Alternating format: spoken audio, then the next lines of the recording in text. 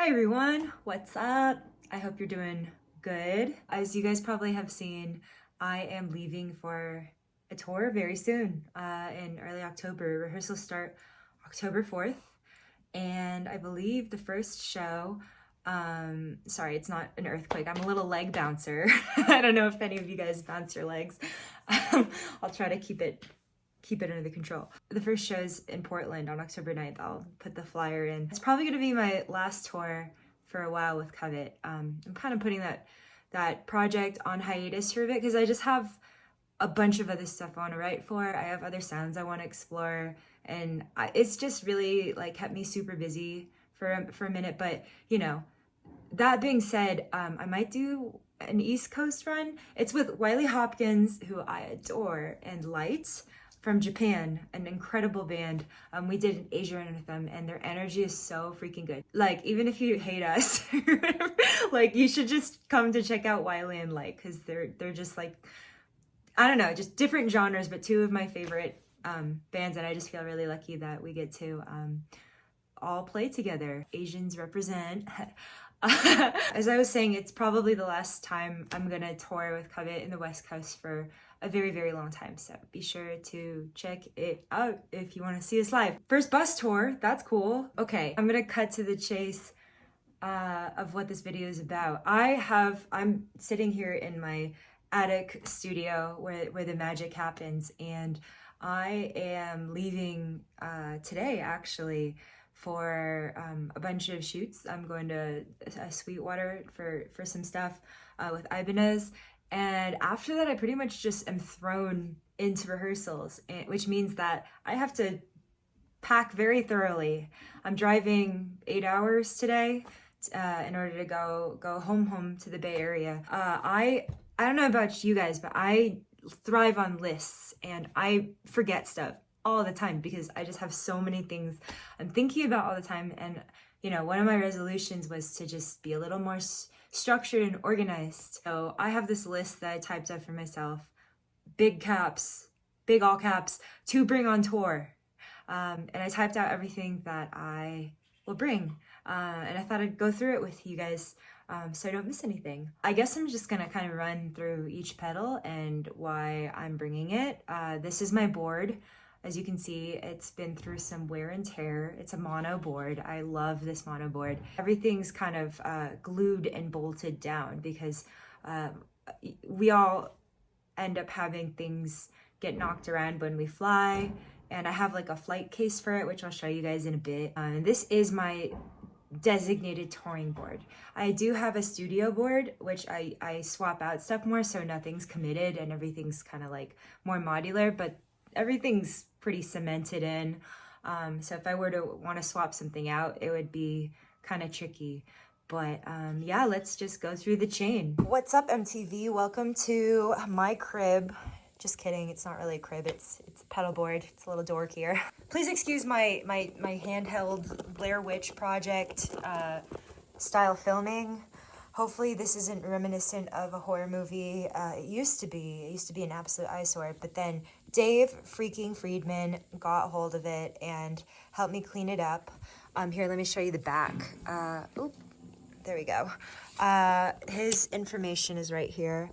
Shout out Tone Merchants. Look, he cleaned up everything so good. I hate having loose cables, and the thing with having a pedal board, which I just like insist on doing because I love pedals so much, you just get so many points of error, and the more you have things locked down like this, the more tidy things are and secure. I like secure. The smaller likelihood you'll have a point of error. And yeah, everything's just so nice and tied down. Unlike me, haha, I hate my ex-wife. Sorry, I had to throw in a boomer joke in there. It's not a rig rundown without a boomer joke, am I right? Okay, let's do it. So I want to mention that earlier I said it's kind of hard to like add something new. First of all, you know, real estate is a little slim on the board. I guess I really would like to do this because the Walrus Canvas Clock basically allows you to sync all your time-based effects to one tap, and that's like really freaking awesome. But I don't think I can do that this time. The newest addition for me is putting the chi on the board.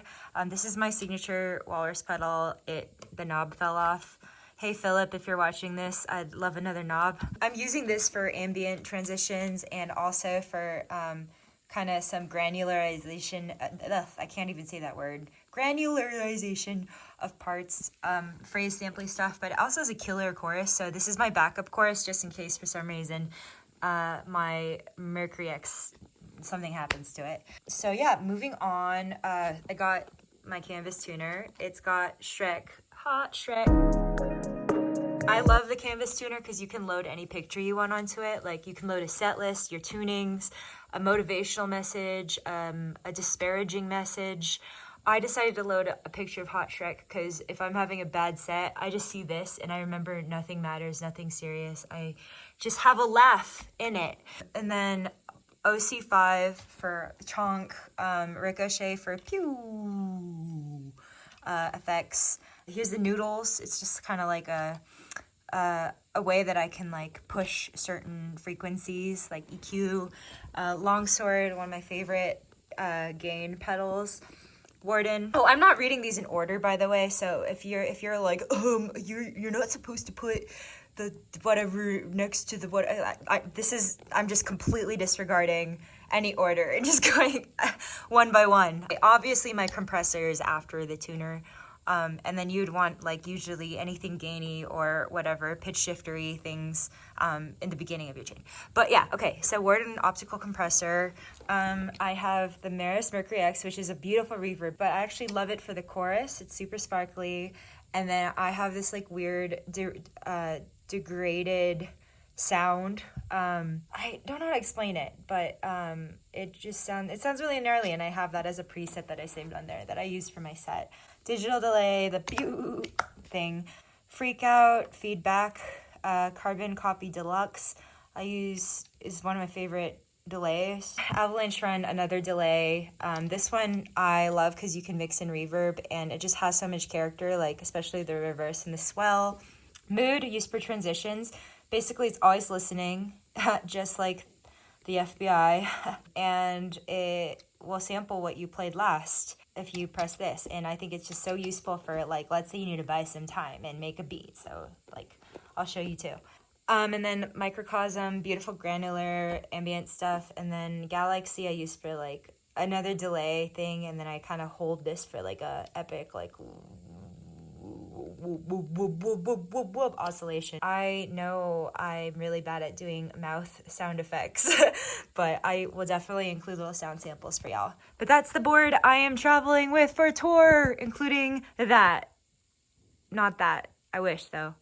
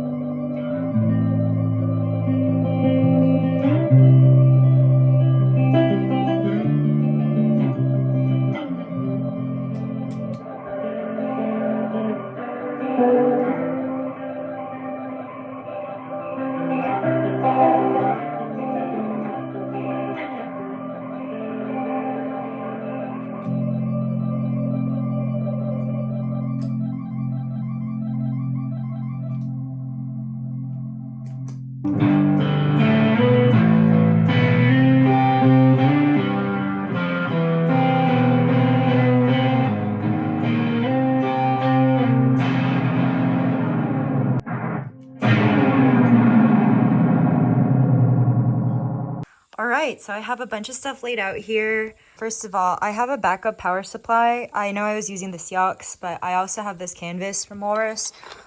You just never know when something happens. I'm like paranoid as hell. I just always, I don't know if it's like PTSD or something, but I just always bank on things not working out.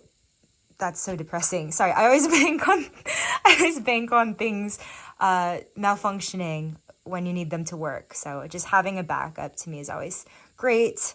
This is just it's one of those things where you mount it on the back of your phone, and you can film using your front-facing camera, and see what you're doing. And I don't know, just if I ever want to film a set or something, I feel like it's cool to see my framing. Not that important though. Mic mute, D'Addario. I really want to try this out. It apparently senses when you're close to the mic, and it automatically mutes it. And I personally, for someone who uses in-ears and has a lot of trouble with mic bleed, this is really fascinating to me. And shout out Andy for sending this to me. I'm gonna give it a go this tour, and I'll let everyone know how I feel about it.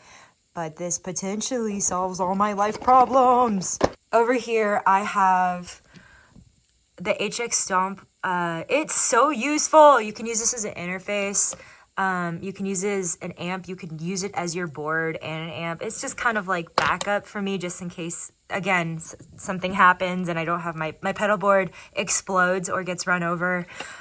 You laugh, but I've had many things get run over on tours. So just in case something happens and I need to like quickly program some stuff in, I can still play a show. The Simplifier, it's cool. Both of these things you can plug in headphones and practice too, or like, right, it's a stereo amplifier with reverb as well, so I could also use this as my amp. So I'm just bringing this as backup. Here I have a bajillion dollars, just kidding. No, I have Eventide H90. I'm excited. I am using this for the first time as a vocal processor. And I don't have that many songs in my set with vocals, but I figure, you know, some of them I kind of want like a more affected sound, and it's nice to have control at my fingertips to how I want my vocals to sound instead of having to tell someone what to do. So yeah, and this is the mixing link. This is, yeah, everything here is how I'm able to kind of power it and also have control over the sound from where I'm standing on stage. And here are my in-ears. I like to keep it all in one place. Shout out to Patrick from Eventide for introducing me to the H90. I used to just hate singing. Like, it just gives me anxiety. I don't know why. I could have like a guitar on me and play stuff and I feel fine, but as soon as I have to be in front of a mic, I just get crippled with anxiety, and it feels way more personal. And the H90 just has given me so much more calm. I feel like I'm talking about, like, I feel like it's like a weight loss commercial or something. Like, I've just like been just blessed with so much more confidence, but I really have. I feel like I'm ready to tackle singing now. So yeah, on to the next thing. So in this little Yonic shaped bag, I have my wireless packs. I have a bunch for me and me mates. And then I have the Sennheiser I'm so bad at like the acronyms. The XSWIN. It's like a personal wireless system. I've used it before. I kind of just use it for vocals and guitar, to be honest. I like to have a backup. This is my shelf, by the way. Yeah, I like to have a backup. This is a personal in-ear monitoring amplifier. You could just plug in directly instead of relying on transmitting frequencies. Because I don't know, I've had situations where the channel's like super effed up and it sounds crazy, and or some, you know, technical failure, and I feel more secure. I think I've used the word secure so many times in this video, which should tell you a lot about how I feel about touring. Yeah, I just feel more secure tethered in directly. So I'm just throwing this in there. Okay, for my amp, I'm loving the silk tone. Shout out to my boy Charles. Charles, if I can figure out a way to put this in a case, if I have a case for it, I'll definitely bring this on the road. But currently I have an AC30 sitting at home, and that's my usual touring thing. But I've been really loving this. Sounds like so beefy. So yeah, I'm considering it. So here's the guitar I'm bringing on tour. It is my P90 Talman in sparkly pink. This one's gonna be released as my signature either end of this year or start of next year. I'm not sure yet, but it's coming, guys. Thank you for your patience. It's got Wilkinson pickups in it. It got a pretty girthy tone, if I might say so.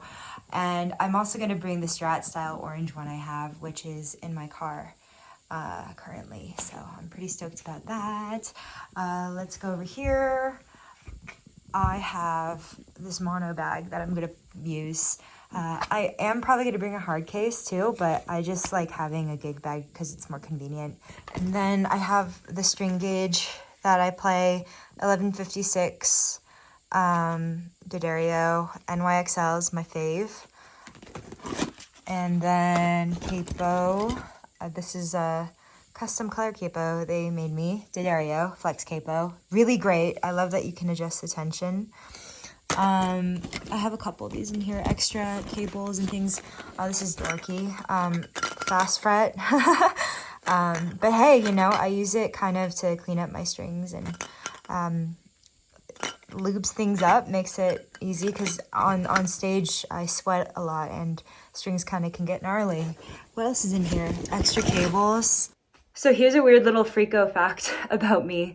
I have a lucky capo. I don't know if you guys have things like this. It's pretty irrational. I know this. I think it's probably a little bit of OCD, but I have an orange capo that always goes on my orange guitar, and then I have a black version of this D'Addario Flex capo that has to go on my green guitar. But now I have this pink guitar. I think I'm going to use the orange capo for the pink one. In past tours, if any other capo got put on the orange guitar other than this orange one, I would feel like I'm gonna have the worst set ever, and it would like take the mojo away from me. If you guys have any weird rituals or weird superstitions that you have regarding giving yourself good luck on stage, I'd love to hear about them, because that's definitely something I usually keep to myself. I've definitely gone as far as to have someone, you know, set up my guitars for me, and then I run on stage and I like swap the capos, and they're like, why? A capo's a capo. And I'm like, the color, you know. But yeah, just a little fun fact. Hey, I'm downstairs right now. So I have a bunch of things here that I'm gonna bring as well. First, passport, can't forget this. Gone to Canada. Would be disastrous if I actually forgot that. Also, it's not really related to gear, but I always want to bring my loop earbuds because I am so noise sensitive, sound sensitive, and I find that, you know, as I get older, I really put a lot of effort into protecting my ears. I have had hearing damage, especially in my left ear, from just being next to the cymbals all the time. So anytime I can just cut out certain frequencies and also ease my own anxiety from being in noisy environments like venues and things like that, this is a game changer. Just anything to kind of help my mental state when I'm on the road. So these are great. Extra patch cables. I like the flat tip ones because, you know, space efficient. You just never know when you need a patch cable. I have my laptop here running Ableton Live. I just had this set up the other day with my good friend Will Johnson, goes by Young Team. If you ever need playback stuff, holla at your boy, he's great. He got me set up with this Max Pro Live device called Setlist, and it's what we're gonna be running our tracks and click off of. So that's an Ableton thing. And then I got this MIDI controller. It's an Akai MPD218. I can never remember the number. But yeah, it's cool because everything's like labeled clearly. I'll show you. And you know, it triggering a track is as simple as just pressing play. I also have this over here with a bunch of TRS cables that's going to be running into my Apollo X4, and that's what I'm going to be running on my playback through. So yeah, gotta protect that. Started to pack stuff up. I'm also bringing my Yamaha CP88. I you know, it's a hassle. I'm only really doing one song with it. It's an interlude, but you know, adds production value. All right, well, here's everything packed up. I didn't show you guys, but the pedal board is in this custom flight case that I had made, and it's got wheels, which is clutch. But yeah, I couldn't bring the silk tone because I didn't have room in the car.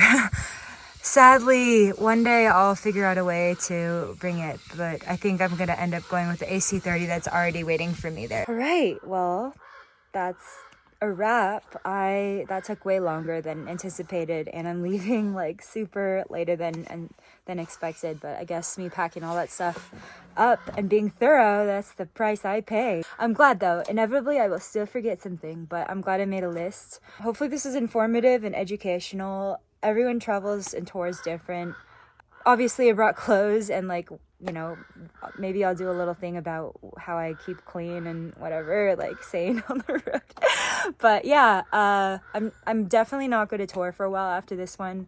Like, definitely not with Covet. I just want to level up. I just want to take the time to write more music, take the time for myself to really learn more, grow. Oh, I wanted to say thank you so much for those of you who support live music and come out to see shows. You know, maybe I'll see some of you in a couple of weeks at some of these West Coast states. Be sure to come say hey. I love that. And yeah, I don't really know how to end these videos, so I'm gonna do the typical like YouTube thing and be like, don't forget to smash that subscribe button. Bob, you ready?